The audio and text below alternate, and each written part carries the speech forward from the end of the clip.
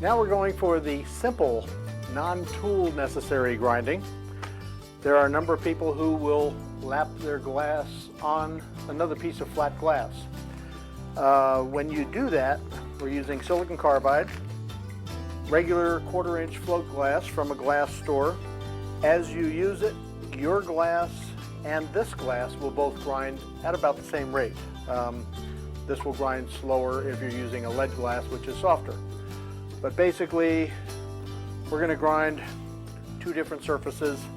Some people are using wine bottles to make drinking glasses or candle covers, whatever they can imagine.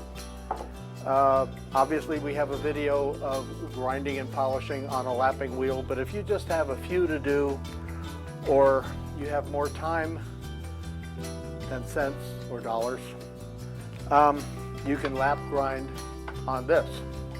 If you're in any kind of production mode, obviously machines will be to your advantage. Now I've got my piece of glass.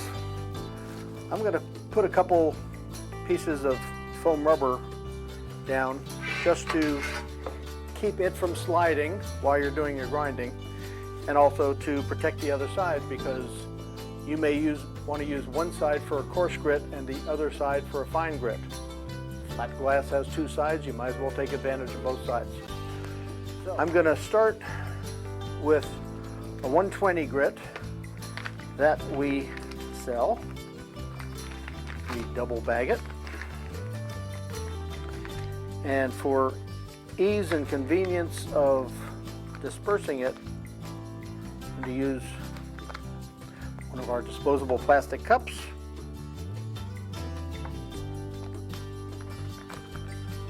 Put this back.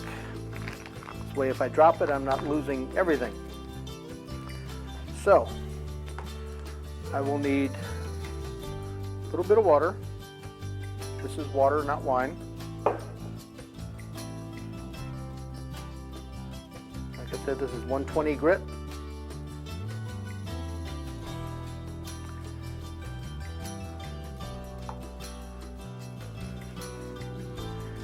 And then this is part of a wine bottle that was cut on a diamond saw. It's very coarse and rough.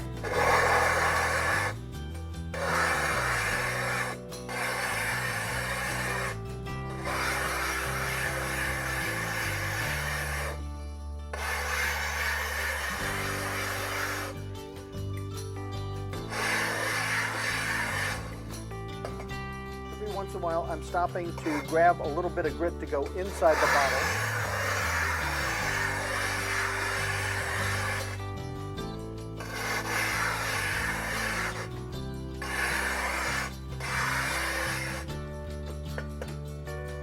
And have a towel that you're going to commit just to this grit, or have another pan for dipping and rinsing.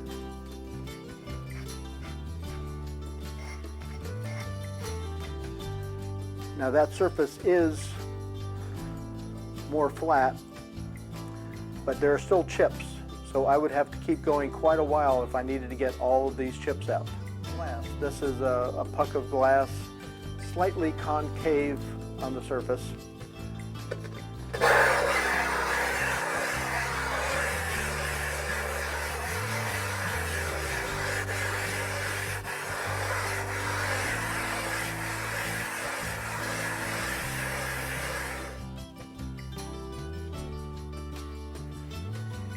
You can see it begins to work.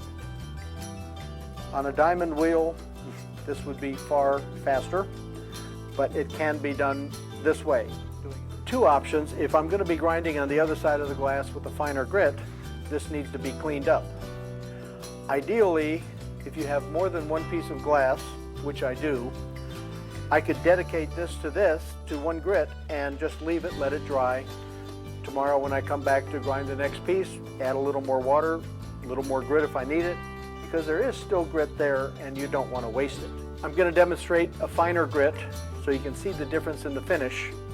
Again, on these little foam pads and a fresh piece of glass.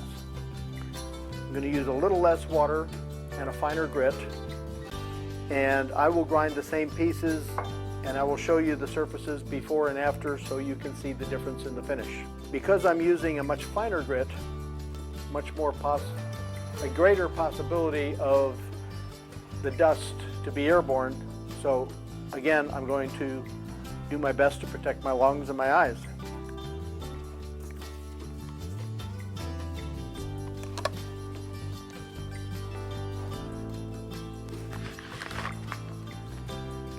.400 grit.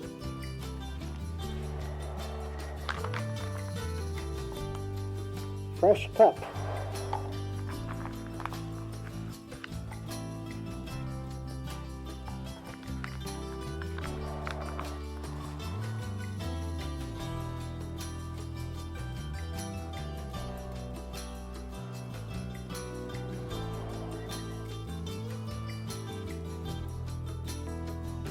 Kind of a thick paste.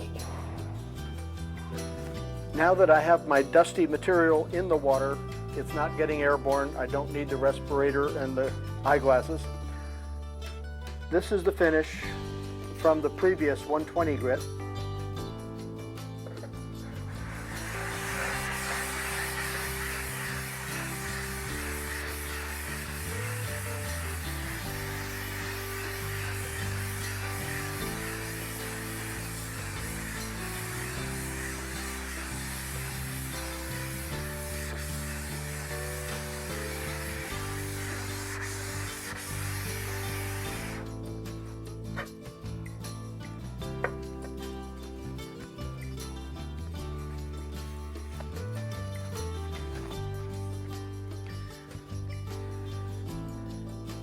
And the finish from the 400 grit.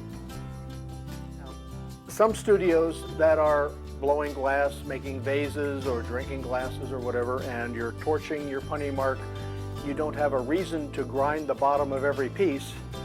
If you have a few that rock, this may be a quick and easy way to smooth out the bottom so it's more stable, presuming you don't need to go to a fine polish. Different studios have different requirements for their glass. This is just one other option. So, the final object is to grind your glass.